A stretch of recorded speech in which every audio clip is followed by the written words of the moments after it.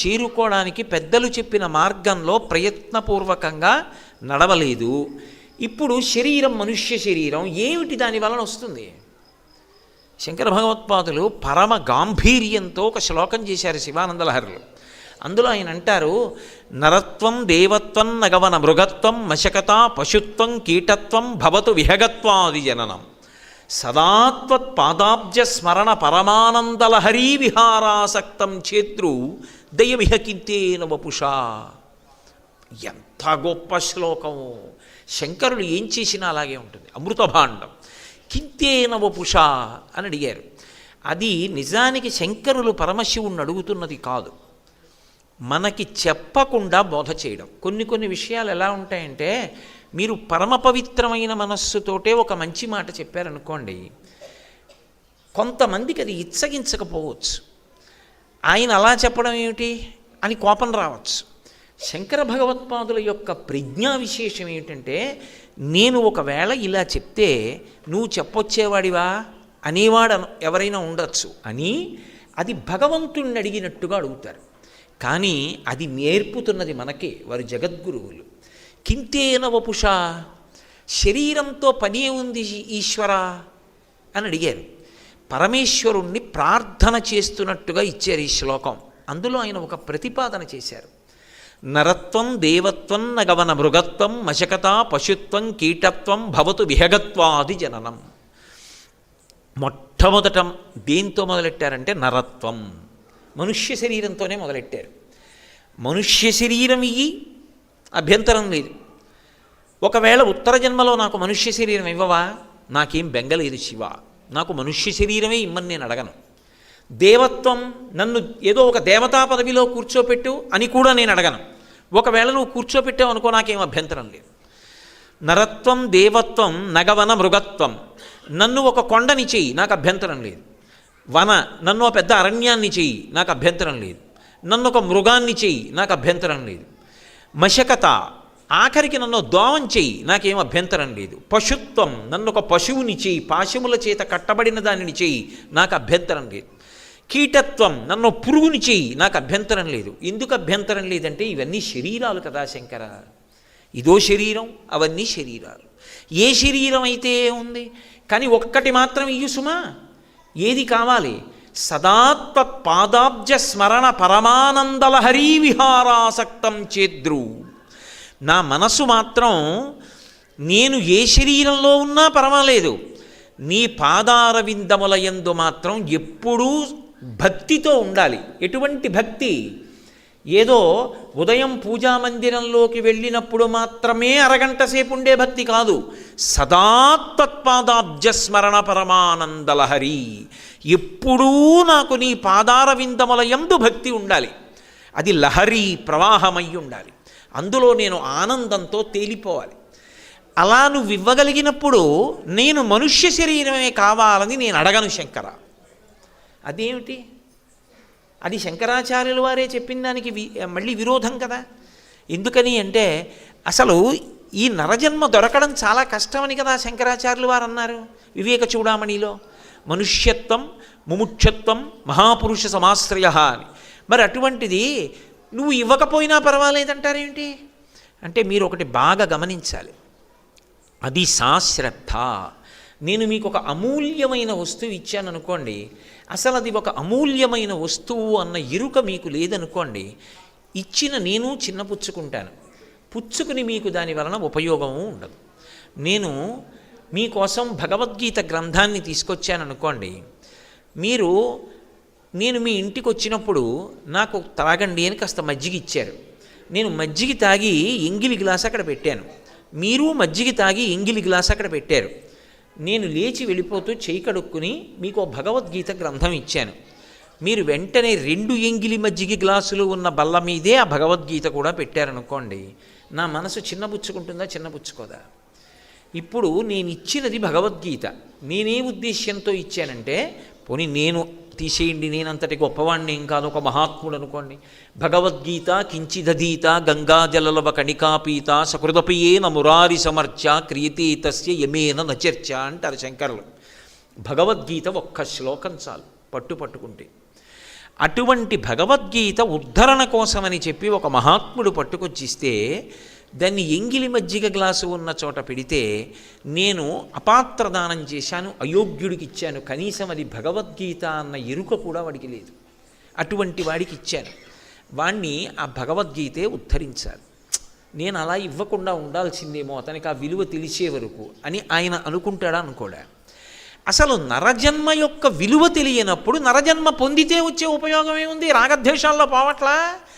రాగంతో సుఖం, ద్వేషంతో దుఃఖం, ఈ రెండేగా. రాగానికి ఫలితం సుఖం, ద్వేషానికి ఫలితం దుఃఖం. ఎవరి మీదో కోపం పెట్టుకున్నాను కాబట్టి వాళ్ళ వల్ల దుఃఖపడుతుంటాను. ఎవరి మీదో ప్రీతి పెట్టుకున్నాను, వాళ్ళ వల్ల సుఖపడుతూ ఉంటాను. ఇప్పుడు నా జీవితం ఏ రెండింటి మధ్య వెళ్ళిపోయిందంటే సుఖ దుఃఖాల మధ్య వెళ్ళిపోయింది. ఏమిటి సాధించాను ఈ శరీరంతో? నా జీవుడి కోసం నేను సాధించుకున్నదేం లేదు. నాకు నేను ద్రోహం చేసేసుకున్నాను. ఈ ద్రోహం చేసేసుకున్నానన్న మాట ఎప్పుడు తెలుస్తుంది? శరీరం పడిపోయిన తర్వాత. ఇప్పుడు లేదా ఉపకరణం, ఇప్పుడు నేనేం చేయలేను ఇంకా. అప్పుడు జ్ఞాపకానికి వచ్చాక అయ్యో జీవితం పాడైపోయిందిరా రాగద్వేషాల మధ్యలో అంటే ఉపయోగం ఏముంది? ఈ రాగద్వేషాలు మిగిలిన ప్రాణులకు లేవా? అన్నిటికీ ఉన్నాయి. కాబట్టి శరీరము కాదు కావలసింది, శరీరం ఇచ్చినా అసలు దాని విలువ ఎరుకలోకి రావాలి.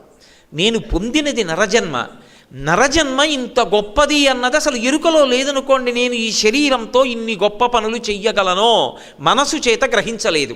ఇప్పుడు ఆ జన్మకి ప్రయోజనం ఏమిటి? ఆ శరీరంతో ఎన్నో చెయ్యకూడని పనులు చేస్తాడు.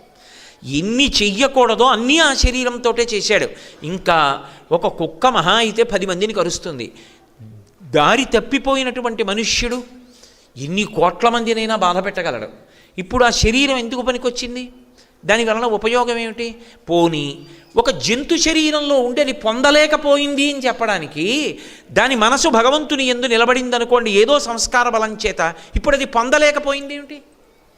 ఏ వేదంబు పఠించెలూత భుజగం వేశాస్త్రములు సూచే తానే విద్యాభ్యాసమునర్చె కరి చించే మంత్రమూహించే బోధా విద్భావ నిధానముల్ చదువులయ్యా కాదు మీ పాద సంసేవాసక్తియ కాక జంతు తతికిన్ శ్రీకాళహస్తీశ్వర అంటాడు దూర్జటి కాళహస్తీశ్వర శతకంలో. బహుశः శంకర భగవత్పాదుల శివానందలహరి శ్లోకానికి ప్రేరణ పొంది దూర్జటి ఈ పద్యం రాశాడేమో అనిపిస్తూ ఉంటుంది నాకు. ఏ వేదంబు పఠించె లూత, సాలిపురుగు ఏం చదువుకుంది? పాము ఏ వేదాలు చదువుకుంది? ఏనుగు ఏ విధమైనటువంటి శాస్త్రాన్ని పరిశీలనం చేసింది? భగవంతుని యందు భక్తి పెట్టుకుంది. ఆఖరికి చచ్చిపోయే ముందు బాధపడుతూ కూడా శివలింగం దగ్గరికి వచ్చే తలబద్దలు కొట్టుకుంది. పాము తొండంలోంచి ఆ ఏనుగు తొండం లోపలికి పాము వెళ్ళిపోయి కుంభస్థలంలో కాట్లు వేసేస్తుంటే నేను శరీరం వదిలిపెట్టేస్తున్నానేమో, పాము కరిచేస్తోంది, పైకి రావట్లేదు, ఎటూ మరణిస్తాను అని అది సువర్ణముఖరీ నదీ తీరంలో ఏడవలేదు. పరుగు పరుగున కాళహస్తీశ్వరుడి దగ్గరికి వచ్చి కుంభస్థలాన్ని రాతికేసి కొట్టుకుని ప్రశాంతంగా ఇవాళ నీళ్లు నీ మీద పొయ్యలేకపోతున్నాను ఈశ్వరా అని ఆయన గురించి ఏడుస్తూ పడిపోయింది. అందుకని దాన్ని తీసుకున్నాడు. ఇప్పటికీ కాళహస్తి లింగంలో ఏనుగు దంతాలు ఇలా పక్క నుంచి కనపడుతూ ఉంటాయి. ప్రత్యేకంగా ఆ ఏనుగు దంతాలు శివలింగంలో అమరిపోయాయి. ఇప్పటికీ కాళహస్తిలో శివలింగాన్ని అర్చకులు కూడా ముట్టుకోరు. ఇప్పటికీ చెప్తారు ఒక విషయం. ఒక అర్చకుడు పరమశ్రద్ధతో చేసేవాడే ఆయన. పొర్రపాటున చిటికిన వేలు తగిలింది, ఆయన చిటికిన వేలు బంగారం అయిపోయింది అని చెప్తారు. ఇప్పటికీ ముట్టుకోరు. అందుకే ఎప్పుడైనా చటుక్కున దేవాలయంలోకి పెద్దలు వచ్చారనుకోండి, కవచం తీసి దర్శనం ఇవ్వవలసి వస్తే ప్రధాన అర్చకుడికి కబురు చేస్తారు రమ్మని. ఆయనే తీస్తారు కవచం. అప్పుడే శివలింగం పూర్తిగా దర్శనం అవుతుంది. అసలు దాన్ని ముట్టుకుని అభిషేకమే చేయరు. అంటే అంత శక్తివంతం. అది మనుష్యుల్ని కాదు తీసుకున్నది. దానికి సాలెపురుగు, పాము, ఏనుగు దంతాలు శివలింగంలో 3 ఉంటాయి. వాటి శరీరం ఏమిటి? మనుష్య శరీరం కాదు. కానీ అవి కాళహస్తీశ్వర లింగంలో శాశ్వత స్థానం పొందాయి. కాళహస్తి లింగం కింద ఉంది. ఆయన కన్నా పైన ఎవరున్నారు? ఒక చెంచు ఉన్నాడు, కన్నప్ప. కన్నప్పని కొండ మీద కూర్చోపెట్టి స్వామి కింద కూర్చున్నారు. దేని చేత? భక్తి చేత. ఆ భక్తి లేదు, ఈశ్వరుడు యందు అనురక్తి లేదు, శాస్త్రమునందు అనురక్తి లేదు, గురువుగారి యందు అనురక్తి లేదు, గురువాక్యాన్ని ఆచరించాలనేటటువంటి శ్రద్ధ లేదు. రాగద్వేషాల మధ్య జీవితం వెళ్ళిపోతోంది. కింతే నవపుష, ఏమిటి శరీరానికి ప్రయోజనం? నరజన్మ పొంది మాత్రం ఏమిటి పొందగలుగుతాం? దానివలన ఏమిటి ఉపయోగం? నాబోటిగాడు ఏమి సాధించినట్టు జీవితంలో? ఈ శరీరం పొందడం గొప్ప కాదు, ఇంత గొప్ప శరీరాన్ని పొందాను.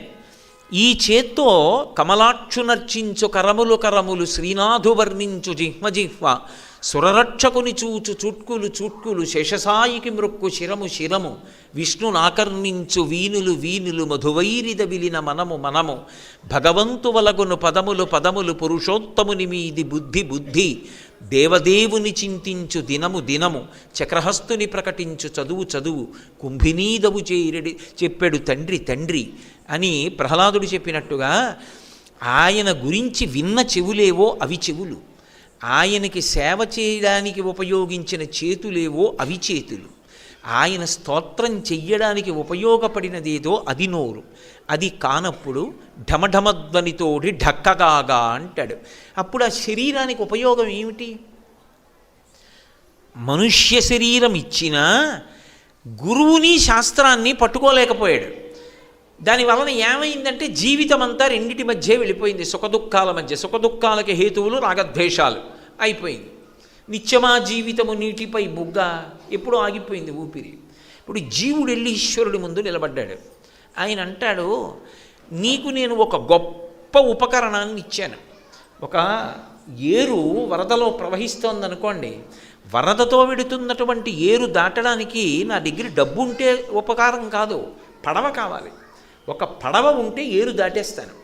అలా సంసార సముద్రమును దాటడానికి నీకు ఈ మనుష్య శరీరాన్ని ఇచ్చాను.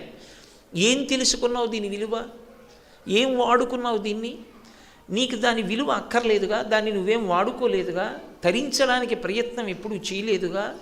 దాంతో ఎప్పుడూ నీకు కావలసింది సుఖం సుఖం సుఖం, దానికి నీడ దుఃఖం. కాబట్టి ఎందుకు ఇంత అల్లరి? మళ్ళీ ఆ శరీరం ఎందుకు నీకు? నీకు శాస్త్రము గురువు దైవము ఇవేం అక్కర్లేనప్పుడు నువ్వు పుచ్చుకోవడం ఎందుకు, నేను అడగడం ఎందుకు? హాయిగా ఇంకొక శరీరం ఇస్తాను పో. నీకు కావలసిన సుఖం నీకు ఏది చెయ్యాలనిపిస్తే అది వెంటనే చేసేయి. ఒకటే ధర్మం, పశుధర్మో నమే ప్రీతిం అంటారు వ్యాసుల వారు దేవి భాగవతంలో. పులిహార తినేయాలనిపించింది కుక్కకి, అది నైవేద్యం పెట్టడానికి పట్టుకెడుతున్నా కలిగిబడి తినేస్తుంది.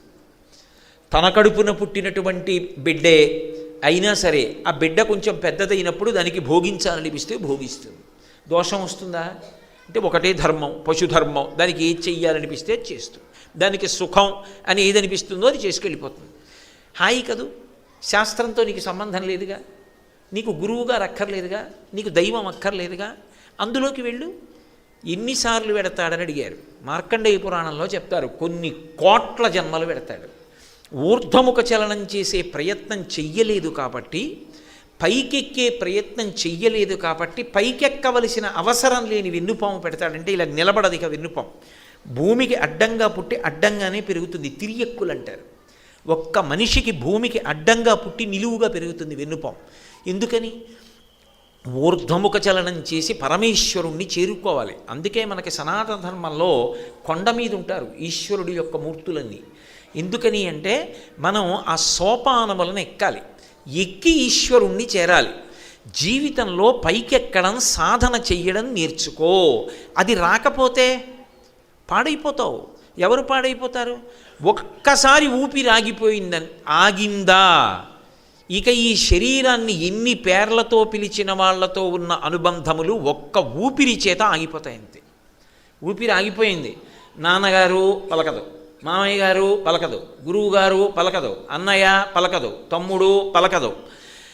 ఏ కొడుకు తన కాలు తండ్రికి తగిలినంత మాత్రం చేత కళ్ళకద్దుకొని క్షమించమని కోరుకున్నాడో ఆ కొడుకే కొత్త కట్టెల మీద పడుకోబెట్టి ఓ కొత్త బట్ట కప్పి తాళ్లతో కట్టి తీసుకెళ్ళి కట్టెల మీద పడుకోబెట్టి అగ్ని సంస్కారం చేసేస్తాడు. ఆ ఊపిరి ఉన్నంతసేపే ఈ అనుబంధాలు కొంతకాలం ఉంటాయి. జీవుడితో అనుబంధం శాశ్వతం. ఉద్ధరేణాత్మనాత్మానం అంటాడు గీతాచార్యుడు. నీ బిడ్డల గురించి ఆలోచించావు తప్పులేదు, నీ భర్త గురించి ఆలోచించావు తప్పులేదు, నీ భార్య గురించి ఆలోచించావు తప్పులేదు, తల్లిదండ్రుల గురించి ఆలోచించావు తప్పులేదు. కానీ నీ జీవుడి గురించి ఎప్పుడు ఆలోచిస్తావు? ఇన్నాళ్ళు ఉంటాను ఇందులో, మహా ఉంటే ఇంకో 20 ఏళ్ళు ఉంటాను, ఎంతో ఉంటే ఇంకో 25 ఏళ్ళు ఉంటాను, ఆ తర్వాత దీంట్లోంచి వెళ్ళిపోతానుగా. ఇదే జీవయాత్రకి చివరి మజిలీ అని ఏమిటి నమ్మకం? మోక్షాన్ని పొందుతానని. ఒకవేళ ఇంకొక జన్మ పొందవలసి వస్తే దానికి భార్య ఉంటుందిగా, దానికి బిడ్డలు ఉంటారుగా, దానికి తల్లిదండ్రులు ఉంటారుగా, వాళ్ళని పోషించాలిగా, పోషించడానికి పుణ్యం ఉండాలిగా. నీ చేస్తున్న సత్కర్మ ఏమిటి? జీవుడి గురించి ఆలోచించలేకపోతే అసలు ఆ నరజన్మకి అర్థమే లేదు. ఈ శరీరం ఉన్నందుకు ఆలోచించవలసినది ఏది అంటే, అరే నా జీవుడు ఏమైపోతాడు రేపు పొద్దున్న ఈ శరీరంలోంచి బయటికి వెళ్ళి? శంకరాచార్యుల వారి జీవిత ప్రస్థాన ప్రారంభం ఎక్కడ అంటే, పరోక్షంగా మౌన సందేశంగా పైకి చెప్పకుండా వారి జీవితంలో మొట్టమొదటి స్తోత్రం అక్కడే మొదలైంది. వారు బ్రహ్మచారిగా ఉన్నారు. అప్పుడు బ్రహ్మచారిగా ఉన్నప్పుడు ద్వాదశి తిథి, ఇదిగో ఇవాళ తిథి లాంటి తిథే, ఉదయం గురువుగారి ఆజ్ఞ మేరకి భిక్ష కోసమని వెళ్ళారు. ఒక పేద బ్రాహ్మణి ఇంటి ముందు